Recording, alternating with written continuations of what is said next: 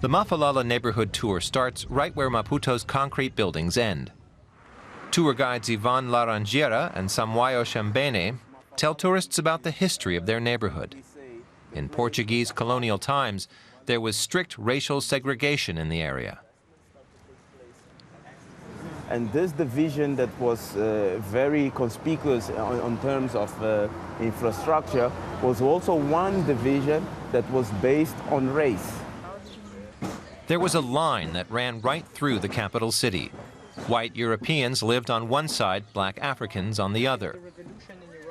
The local Africans' lives were tough, which pushed some of them to join the fight for independence, Ivan tells the tourists.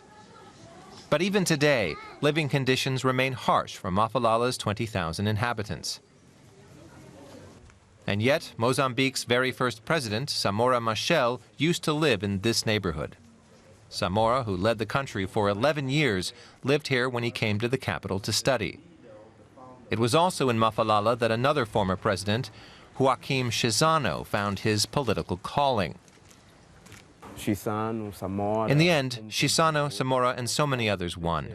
They represent an ever-burning light at the end of the tunnel.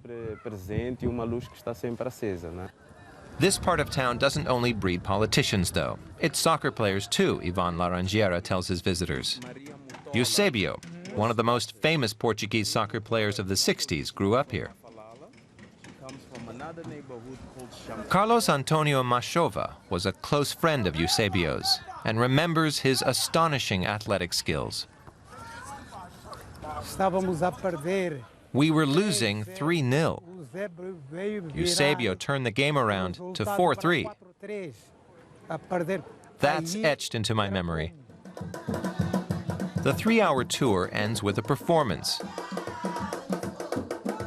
The Tufo of Mafalala group performs a traditional Macuan dance representing the neighborhood's diversity.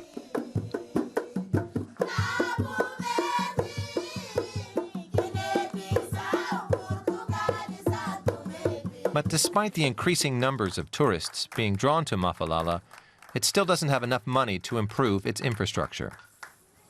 Ivan Laranjeira believes this can change if only its historical value is given greater recognition.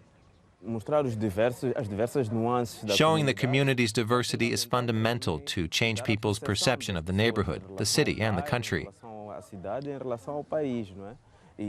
Recognizing the value of diversity could become a transformative factor. But Mafalala's transformation was given a significant boost recently when it was awarded the title of Maputo Cultural Heritage Site.